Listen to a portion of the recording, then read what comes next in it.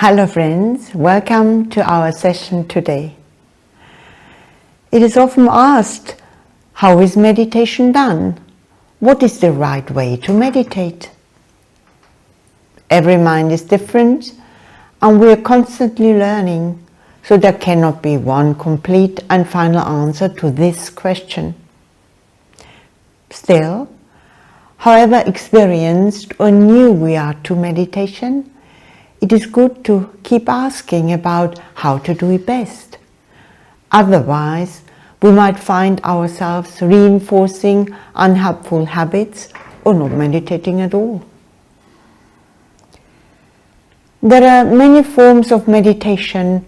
Here we'll be thinking specifically about meditation based on the non-dual teachings, which help us to understand that if we look deeply enough into ourselves, we'll find an underlying reality that is shared by everyone and everything.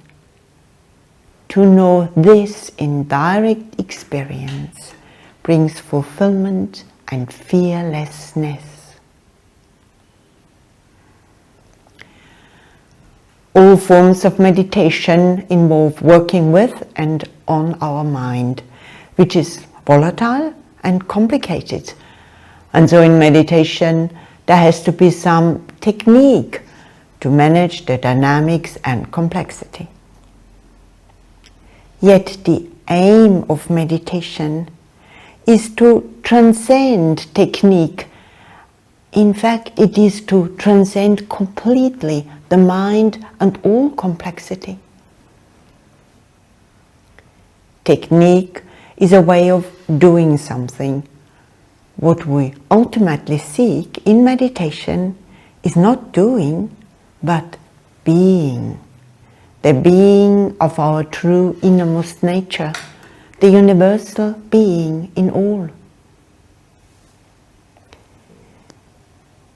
In regard to meditation, is there anything that might be called the basics or the foundations, which are clear and certain?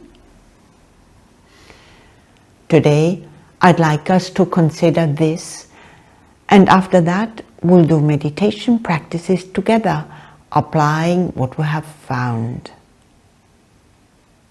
Firstly, what is the purpose of meditation? Why do we meditate at all? Here at least is one point where a clear and simple answer is possible, and we have already touched on it. The aim of meditation is to be happy. It is to find lasting fulfillment with the certainty that nothing can fundamentally disturb our well-being. How does meditation help us find happiness? We might answer that through meditation we develop life skills such as deep relaxation, firm concentration, creative intuition, and active goodwill, and that these lead to happiness. Meditation can help us gain such qualities, but in themselves they do not yield complete well-being. Why not? Friends, what deprives us of complete happiness, even in the most favorable circumstances, is fear, is it not? This may not be obvious because our minds and lives are so many-sided and allow us little mental space for self-understanding. It is only after much reflection and life experience we find that what denies us true happiness, even amidst prosperity, is fear. Is there a solution to fear? We may suggest that it is courage. Courage is the valuable and admirable ability to continue in the face of fear, but it can only resist fear up to a point and does not entirely dispel fear and its dark shadow. What is the root of fear? It springs from our experience of being separate. We experience ourselves as distinct and different from everyone and everything else. And so we live in fear of loss, harm, and ultimately of death. If fear arises from separation, fearlessness is to be found where there is no separation. Can there be in life an experience in which there is no separation? A consciousness of being that is not separate from the whole, where no shadow of fear might arise?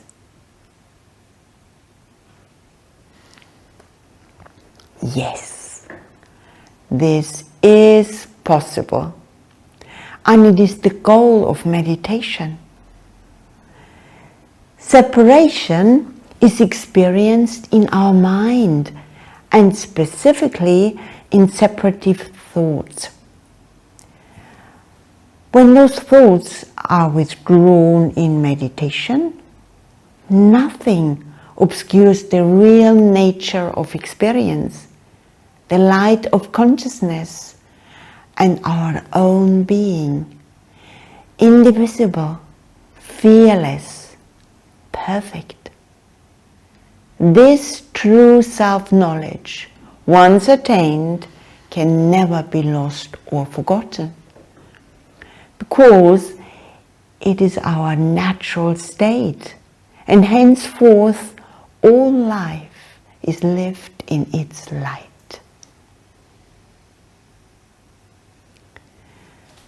Having understood the purpose of meditation, let us ask if there is anything equally certain about how to meditate, the techniques that lead to transcendence.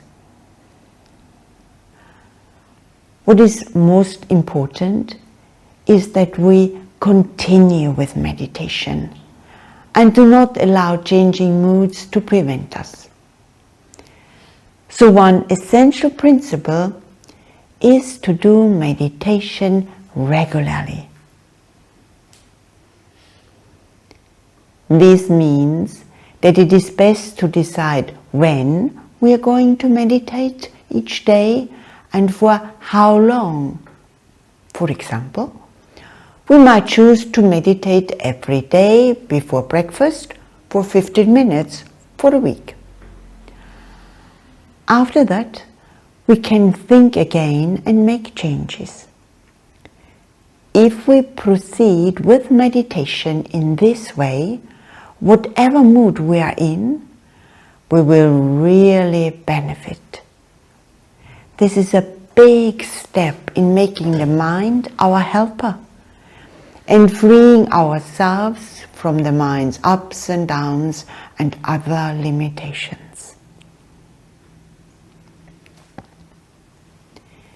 The next point is about where to meditate. If possible, meditate in the same place each day, as that will create helpful associations. Choose a clean, quiet space where you are unlikely to be disturbed. Related to where we meditate is the posture we choose. This is significant, but it's not complicated. Sit on a cushion on the floor or a firm chair, whichever is most stable and comfortable for you. As far as possible, keep the back and neck straight and upright without straining at all. So we have thought about the time, place and posture for meditation, and understood the importance of a regular rhythm. The final question is exactly what we are going to meditate on, or to put that another way, which practices we are going to do.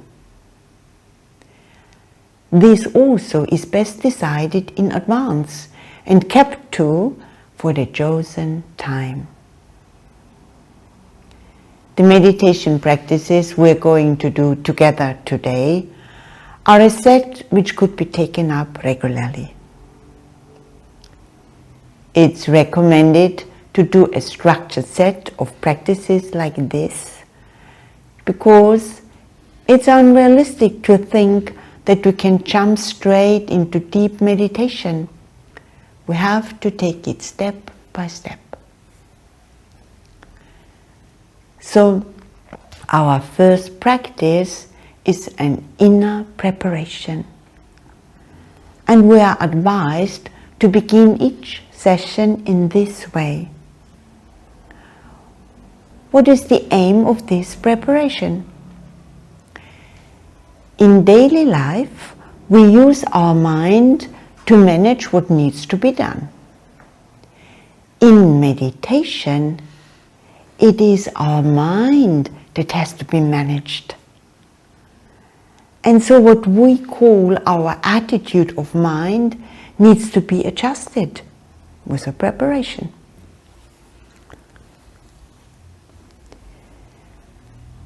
Here is a preparation we can do together this time.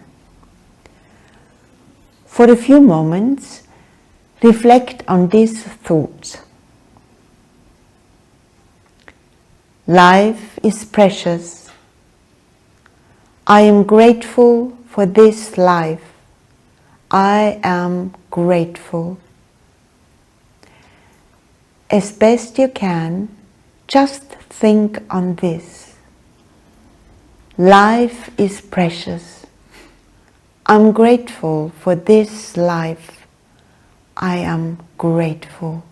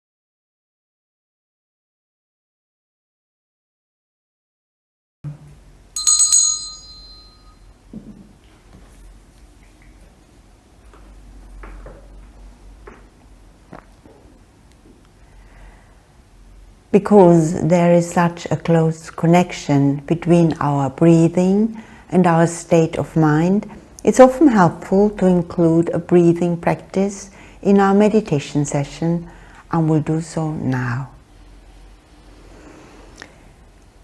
Be aware of your breathing. If possible, breathe through the nose. As you breathe in, feel as if the breath is being drawn up from the region of the navel to the point between the eyebrows. Breathe out, making the out breath about the same length as the in breath. Breathe in again, once more feeling the breath rising from the navel to the point between the eyebrows.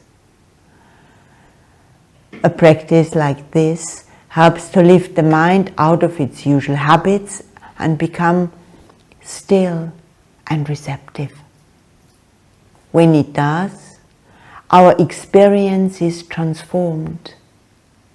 But there is no need to think about this. Whatever thoughts, questions, or anything else come up, we practice simply stilling and centering the mind by keeping our attention on the breath. Let's do this together now for 4 minutes. Breathe in, feeling that the breath is being drawn up from the region of the navel to the point between the eyebrows.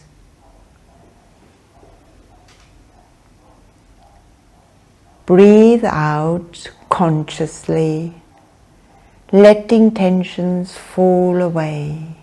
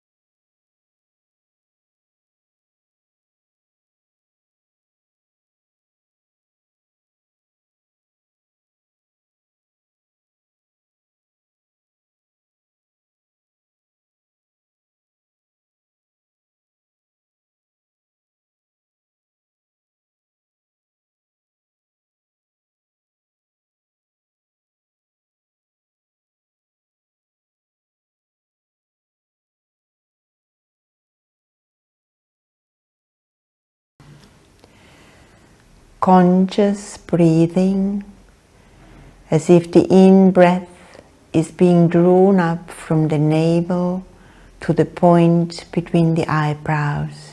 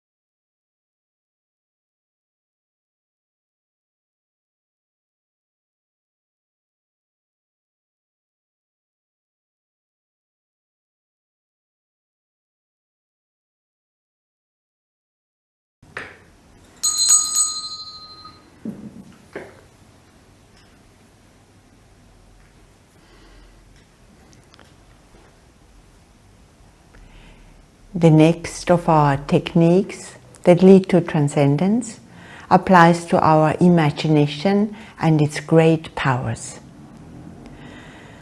We've done this practice in a previous session recently, and it is so effective that we're going to take the opportunity to go into it further today.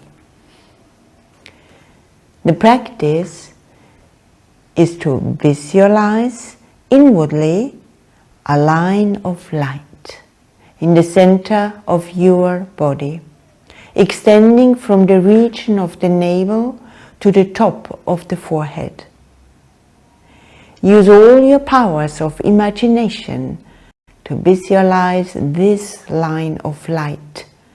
Then keep your attention focused on it. Once again, the important thing is to do this practice so that it can take effect, rather than to think about what it might mean. Our aim is to uncover within ourselves a stable, peaceful consciousness which is always present but generally overlooked. This practice offers help and protection in many ways. Let's do it together now for 5 minutes. Visualize a line of light extending from the navel to the top of the forehead. Then rest your attention on this line of light.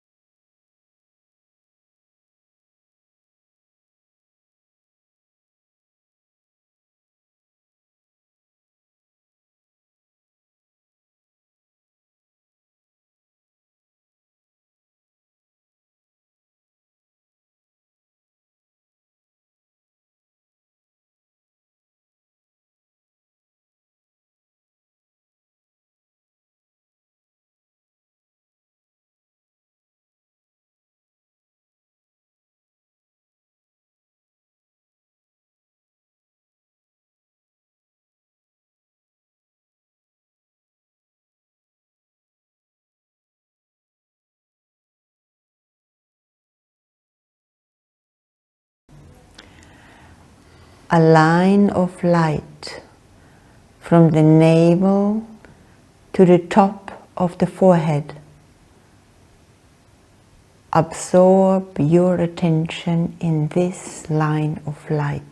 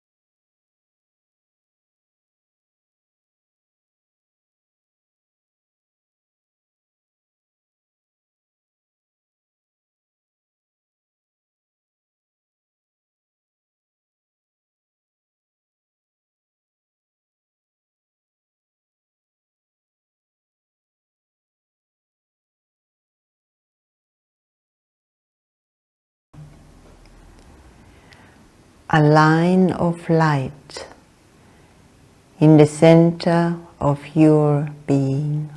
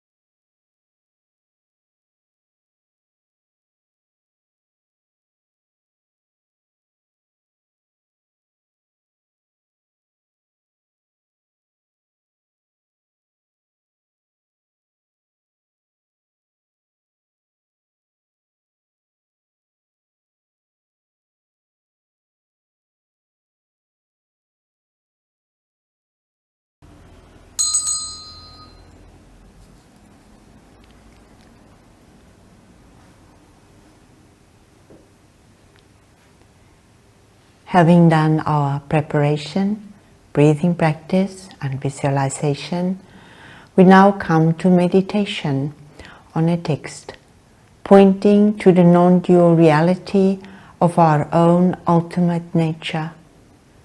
Here is our text for today.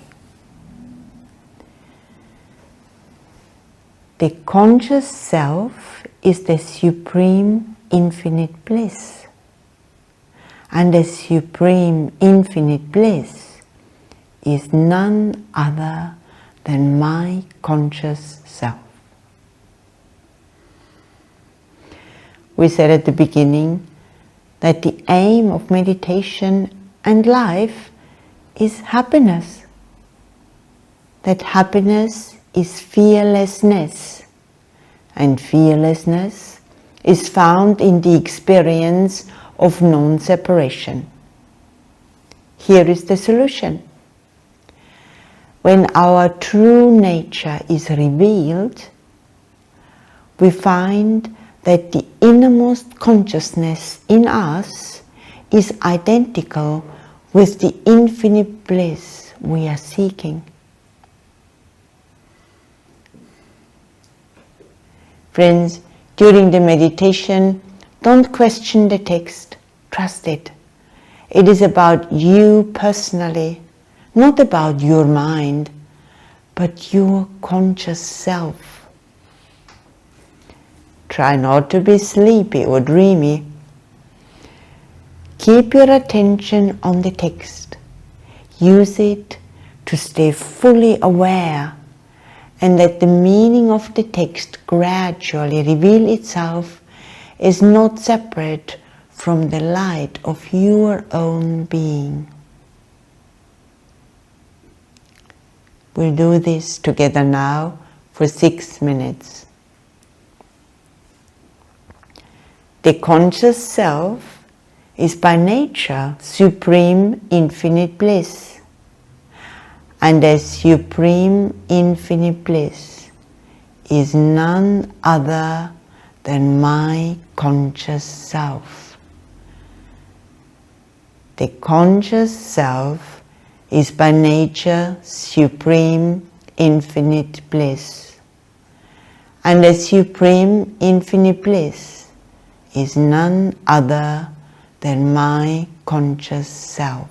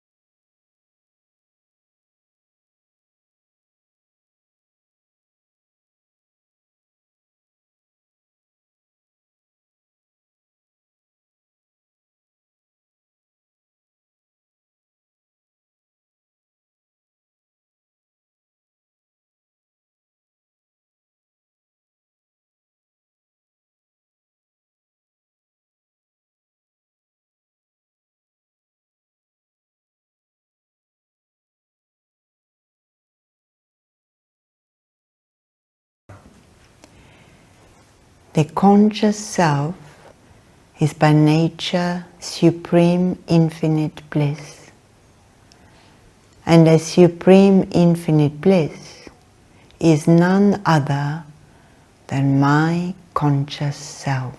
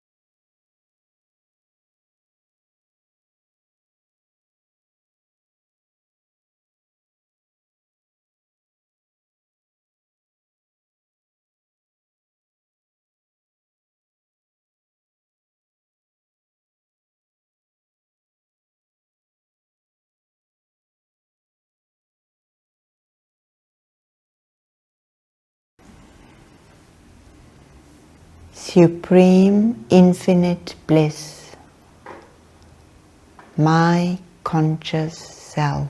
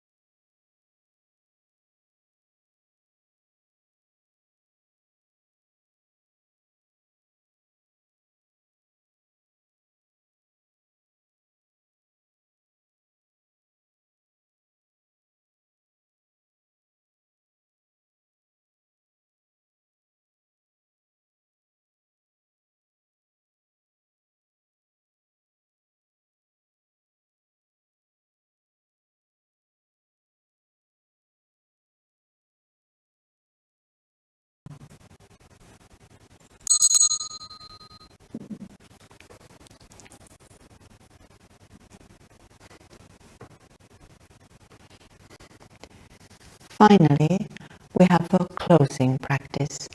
Like the preparation that we began with, this helps us to adjust, this time to taking up our active roles again.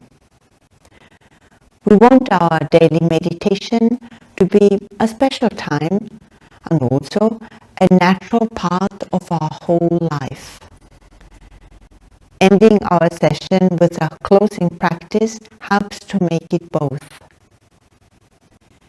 Let's end our meditation for today by focusing for a few moments on this thought.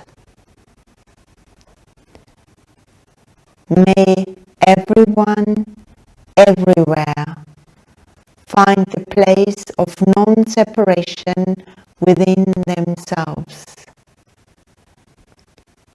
May everyone, everywhere, find the place of non-separation within themselves.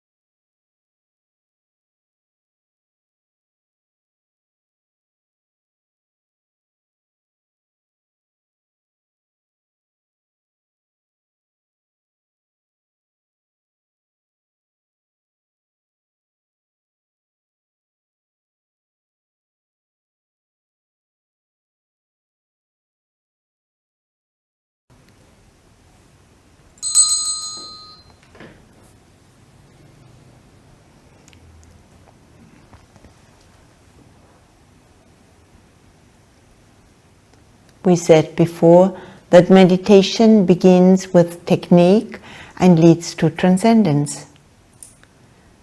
This means that we proceed step by step. But it also means that the end is not one more step like the ones that went before. It's quite different. Part of the difficulty is that the mind inevitably keeps thinking about what that last step is like. But of course, the truth is beyond thought. Friends, the good news is that one thing is clear and simple. At the meditation time, all we have to do is do the meditation. When we do that as best we can, all is well. All is well.